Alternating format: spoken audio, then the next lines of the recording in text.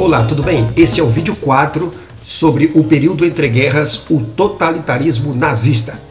É interessante que você assista os outros 3 vídeos da série que abordam os principais fatos do período entre guerras, que se refere aos loucos anos 20, a crise de 1929 e o totalitarismo fascista na Itália, para facilitar a compreensão deste conteúdo, pois ambos estão no mesmo contexto, o período entre guerras. Antes de entrarmos no totalitarismo nazista, é importante compreendermos alguns conceitos que são básicos para regimes totalitários.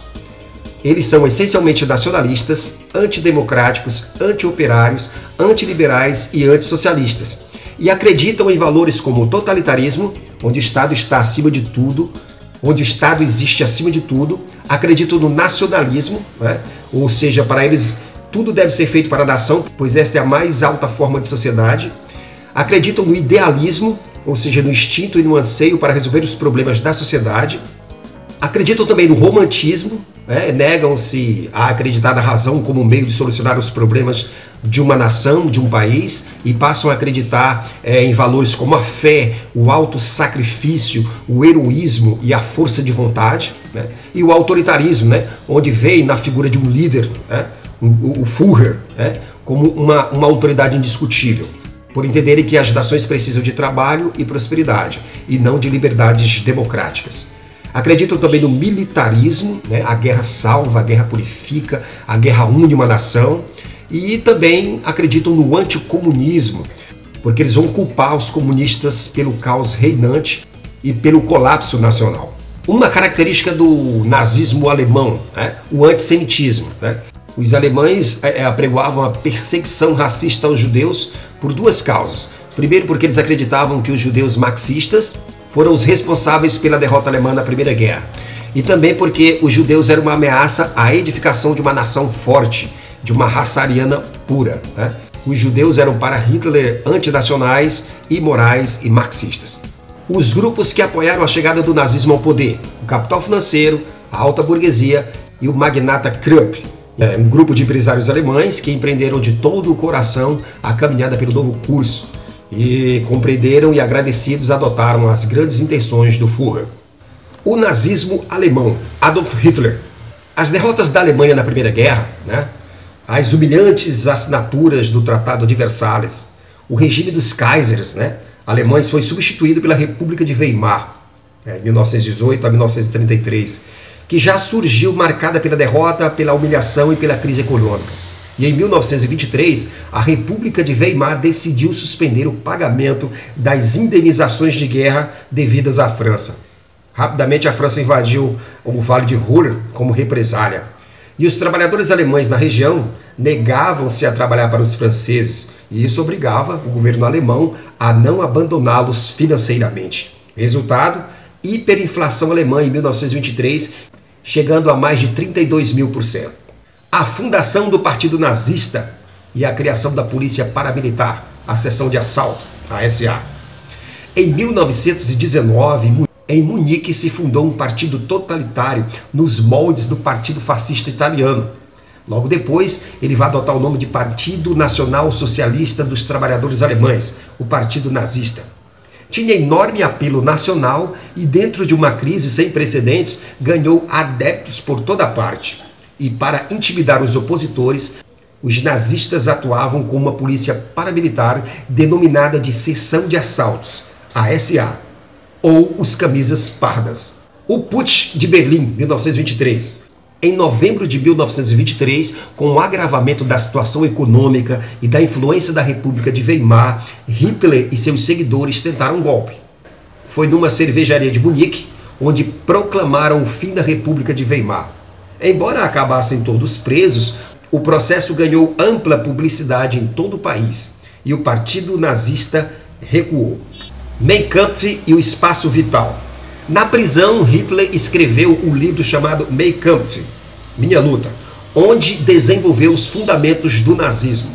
Entre eles estão a ideia pseudocientífica da existência de uma raça ariana, descendentes dos índios europeus, o nacionalismo exacerbado, o totalitarismo, o anticomunismo e o princípio do espaço vital. No princípio do espaço vital estava o domínio de territórios indispensáveis ao desenvolvimento alemão, e não apenas a restauração das fronteiras de 1914, mas a conquista da Europa Oriental. A crise que leva Hitler à chancelaria em 1932.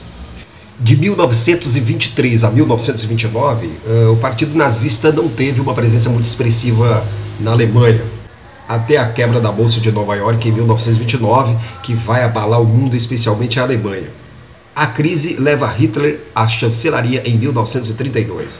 Os 6 milhões de desempregados surgidos com a crise de 1929 intensificarão a atuação dos partidos políticos, principalmente os de esquerda, os comunistas, o que vai amedrontar a elite e a classe média alemã.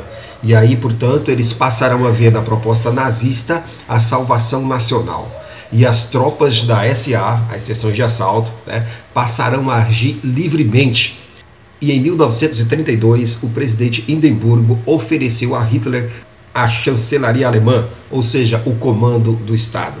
Hitler no poder e a perseguição aos oposicionistas. Inicia-se assim a eliminação de toda a oposição, especialmente políticos de esquerda. A farsa de Hitler, o incêndio no parlamento alemão. Hitler organizou uma farsa, provocou um incêndio que destruiu o prédio do parlamento, o Reichstag, e acusou os comunistas de terem um golpe em andamento. Isso lhes permitiu instalar uma ditadura totalitária. Deputados e líderes de esquerdas foram presos e levados para campos de concentração, prisões e extermínios de opositores, judeus e mais tarde prisioneiros de guerra. O endurecimento da ditadura hitlerista. Hitler organizou outras forças além da seção de assalto, da SA.